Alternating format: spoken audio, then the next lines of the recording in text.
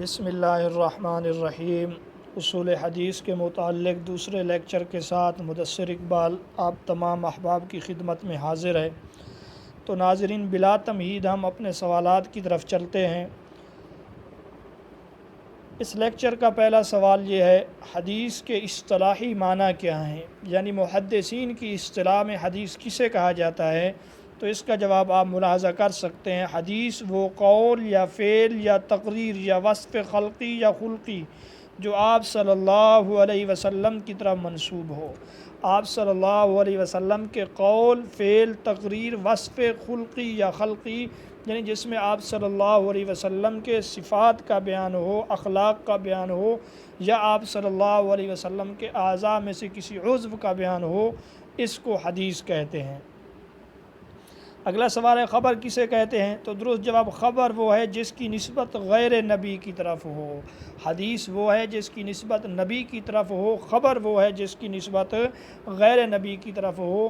اسی طرح خبر کے بارے میں یہ بھی تعریف ہے، خبر وہ بیان ہے جس میں سچ اور جھوٹ دونوں احتمال ہوتے ہیں، یعنی جس میں سچ کا احتمال بھی ہو، جس میں جھوٹ کا بھی احتمال ہو، اسے خبر کہتے ہیں۔ عام طور پہ خبر کی یہ بھی تعریف ہے، خبر وہ ہے جس کی نسبت غیر نبی کی طرف ہو۔ آج کا اگلا سوال یہ ہے، حدیث و خبر کے سلسلے میں علماء کے کتنے اقوال ہیں؟ تو اس کا جواب آپ ملاحظہ کریں، علماء کے حدیث اور خبر کے سلسلے میں 3 اقوال ہیں۔ اقوال بھی پوچھے جا سکتے ہیں، لیکن عام طور پہ اقوال انٹرویو کے اندر پوچھے جائیں گے، یا اقوال میں سے ایک قول دے کر یہ پوچھ سکتے ہیں یہ کس کا قول ہے۔ زیادہ تر یہ پوچھا جا سکتا ہے عدد کے لحاظ سے کہ خبر اور حدیث کے متعلق علماء کے کتنے اقوال ہیں، تو جواب ہوگا 3 اقوال ہیں۔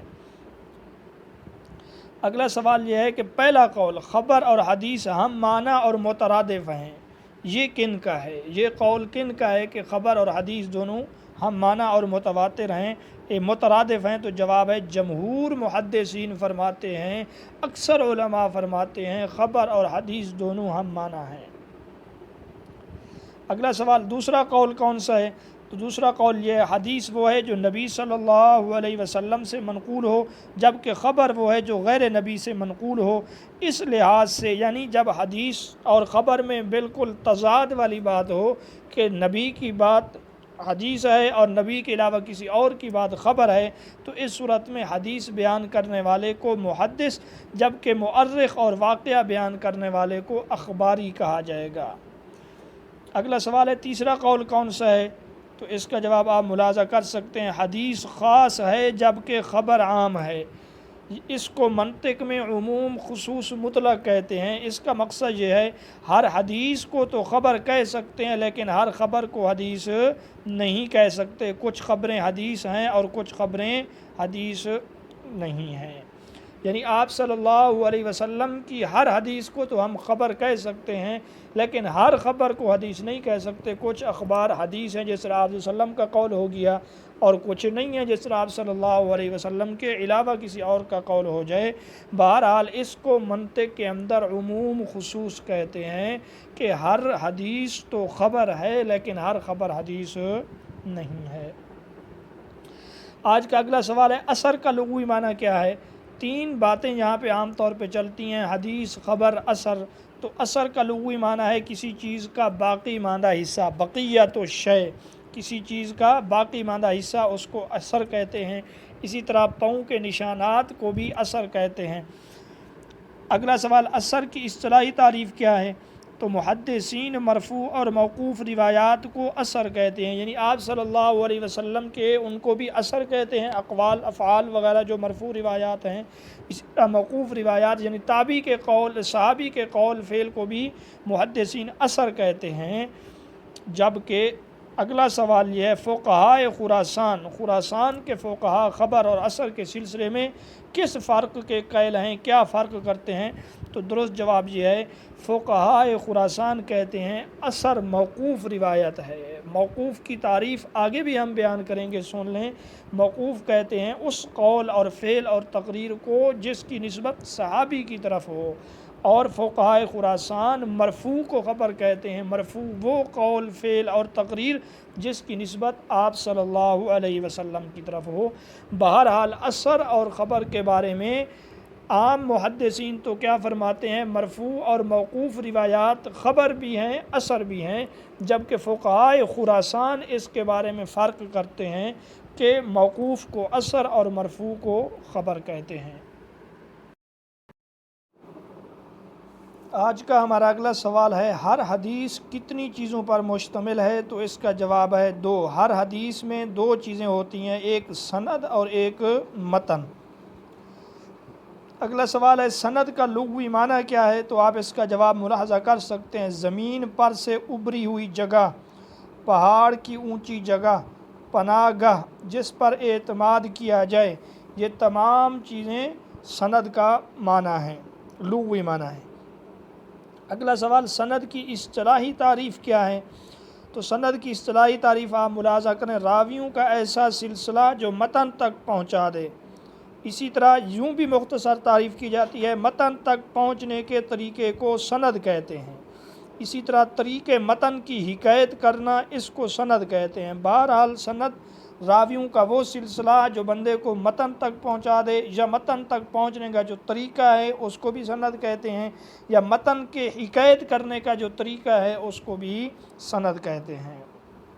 آج کا ہمارا اگلا سوال ہے، سند کی جمع کیا ہے؟ تو جواب یہ ہے اسناد۔ علامہ طیبی رحمۃ اللہ علیہ کے بقول، الاسناد سے مراد حدیث کو اس کے بیان کنندہ تک پہنچا دینا ہے۔ مثلا ایک سے جو اس نے روایت کی وہ اس تک پہنچا دے، وہ اگلے تک پہنچا دے، وہ اگلے تک، یہاں تک کہ وہ حدیث آپ صلی اللہ علیہ وسلم تک پہنچ جائے، اس کو سند کہتے ہیں۔ آج کا ہمارا اگلا سوال یہ ہے، یہ کس کا قول ہے؟ الاسناد من الدین، سند دین کا حصہ ہے۔ اگر اسناد نہ ہوتا، یعنی اگر سندیں نہ ہوتیں، تو جس کا جی چاہتا اور جو کچھ چاہتا وہ کہتا۔ عام طور پہ سوال میں یہ پہلا ٹکڑا دے دیا جاتا ہے، الاسناد من الدین، سند دین کا حصہ ہے، یہ کس کا قول ہے؟ تو اس کا جواب ہے عبداللہ بن مبارک رحمۃ اللہ علیہ کا قول ہے۔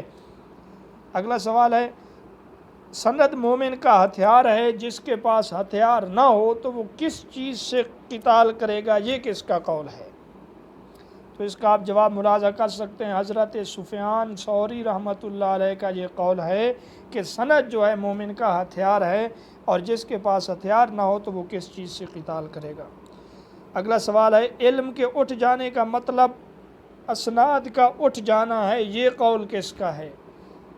الارتفاع من العلم، یعنی علم کا اٹھ جانا، مراد سے سند کا اٹھ جانا ہے، یہ قول امام اوزاعی رحمۃ اللہ علیہ کا ہے۔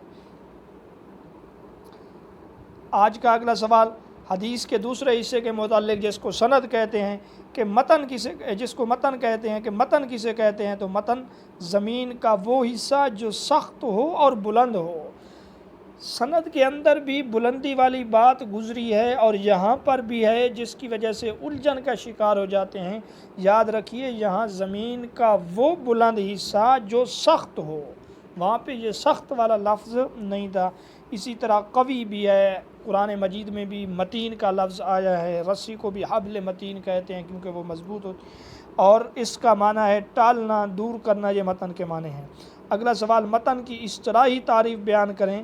تو کلام کا وہ حصہ جس پر سند ختم ہو، یعنی جس پر کلام کی سند ختم ہو جائے، اس کو متن کہتے ہیں۔ بقول ابن جماع رحمۃ اللہ علیہ کے یہ اکثر محدثین کی اصطلاح ہے۔ تو ناظرین، آج کے اس لیکچر میں سند اور متن کے حوالے سے، اصول حدیث کی اصطلاحی تعریف کے حوالے سے چند باتیں ہم نے آپ کی گوش گزار کی ہیں۔ امید کرتے ہیں کہ انشاءاللہ اس کو آپ پسند کریں گے، سنیں گے، اور انشاءاللہ بہت جلد ایک اور ویڈیو کے ساتھ آپ کی خدمت میں حاضر ہوں گے۔ اجازت دیجیے، اللہ حافظ۔